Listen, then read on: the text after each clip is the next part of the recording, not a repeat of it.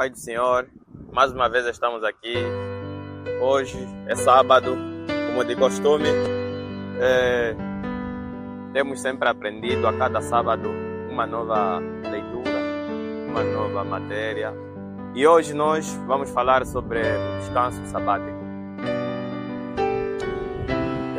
Não vamos correr muito, vamos andar pouco a pouco, passo a passo, até que nós aprendermos.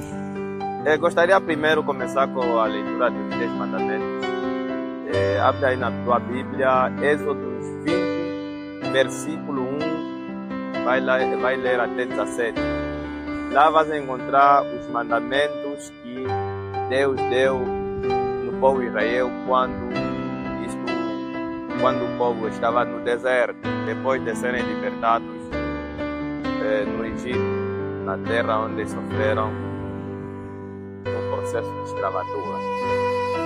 Na verdade, é o seguinte: um dos primeiros mandamentos quanto ao descanso do sábado,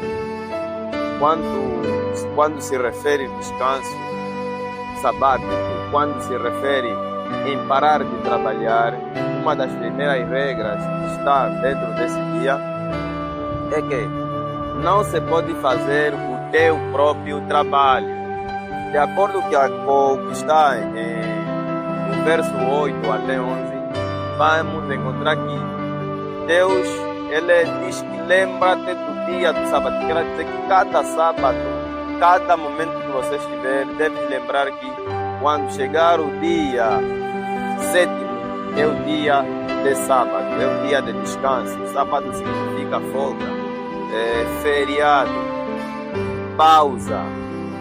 Então, há uma diferença entre os que entendem. Há quem entende que sábado é um dia, há quem entende que sábado é descanso. Então, tanto faz um como o outro, é só haver ali um ponto de equilíbrio. Na verdade, sábado é um termo usado para significar relaxo ou descanso ou feriado.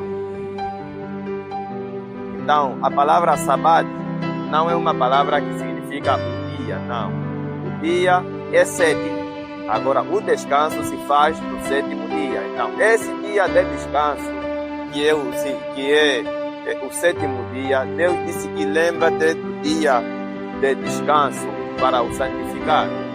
6 dias você vai fazer as tuas atividades e o sétimo dia você vai descansar de toda a tua obra.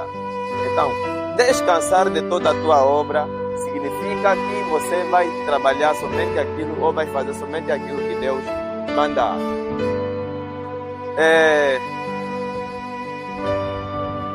Os israelitas viveram nesse mandamento desde que eles receberam até quando Cristo chegou. Andaram com esses mandamentos, 10 mandamentos. Não poderiam ter outros deuses, não poderiam fazer imagem de escultura, não poderiam falar o nome de Deus em vão, não poderiam e deveriam lembrar o dia do sábado, não podiam matar, e deviam honrar o pai e a mãe, não podiam adulterar, não podiam fazer. Esses 10 mandamentos, essas 10 regras que estão ali, são os mandamentos que conduziram o povo de Israel até a Cristo. Quem tropeçasse a um destes mandamentos era morto, ou então alguma doença lhe apanhava e tinha que ir ao sacerdote para sacrificar em favor dos seus pecados uma ovelha ou uma determinada coisa. Então, há mais outros mandamentos, mas esses são os principais mandamentos que Deus ordenou, que até escreveu com seu próprio dedo. Agora, quando nós vamos a Cristo, Cristo não mudou esses mandamentos. Se observarmos a vida de Cristo, de acordo com Mateus 5, versículo 17, Jesus não veio abolir esses mandamentos, não veio estragar nenhum destes mandamentos, mas Cristo veio cumprir. O que significa isso? Cristo cumpre todas as leis. Porque Jesus disse que até que o céu e a terra passem, nenhum jota ou um tio se omitirá da lei, sem que tudo seja cumprido. Então, tudo o que foi cumprido, isso sai da lei. O que não foi cumprido, não sai. Só sai na lei aquilo que for cumprido. Então, o que significa lei? O que significa mandamento? Mandamento é porque alguém mandou. Lei é aquilo que está dentro do mandamento que vai reger a própria sociedade ou uma comunidade. Então, essa regra que foi mandada recebe o nome de mandamento. Agora, profecia, outros livros, outras coisas, outras palavras, passa também a ser um mandamento ou uma regra. Por quê? Porque é algo que se espera para acontecer. Se já acontecer, então sai, já não se espera mais. Assim como um mandamento, se for cumprido, deve sair. Temos, por exemplo, os sacerdotes levíticos. Os sacerdotes levitas eram uma tribo que cuidavam do trabalho de perdoar, queimar incenso para que Deus perdoe os pecados dos seres humanos, ou para que a classe de justiça de Deus perdoe ou anule os crimes da humanidade. Então, dessa forma, os sacerdotes eram um povo que faziam esse serviço todo no templo. Mas vindo Cristo, quando cumpriu o sacrifício para todos de uma vez por todas, eles tinham que anular. Mas quando Deus deu esse trabalho, Ele deu as leis, Ele disse que esse trabalho seria eterno. Foi eterno até onde Deus disse que aqui para. Quando Deus disse que aqui para, então parou. Agora é Cristo que governa. E Cristo é o único sacerdote. Agora, os mandamentos morais. Jesus, quando se refere nos 10 mandamentos, Jesus não aboliu, mas cumpriu. Cumpriu como? De que forma? Por isso que nós encontramos muita controvérsia, muita luta entre os judeus e Jesus acerca de lei. Muitas das vezes, em Marcos 12, Jesus foi criticado em relação os discípulos colher espigas de trigo e esfregarem nas mãos, jogarem na boca. Os fariseus disseram que, olha, os teus discípulos fazem coisas que não são lícitas fazer no sábado. Jesus disse que eu vos digo que o homem até do sábado é o Senhor. Quer dizer que o Filho do homem, ou seja, Jesus Cristo, até do sábado ele é dono. Então o sábado é de Jesus Cristo. E se Jesus é o dono do sábado, então todo aquele que está dentro do cristianismo deve respeitar esse dia, porque Jesus é que é o dono. Se nós não respeitar esse dia, então não somos cristãos. Por quê? Porque Jesus é o dono do sábado. Qual é a diferença que está ali? A diferença está em que os judeus intensificavam tanto o sábado, se esquecendo das vidas humanas. A comida é a coisa necessária para que o ser humano descanse bem. Se você não tiver com o estômago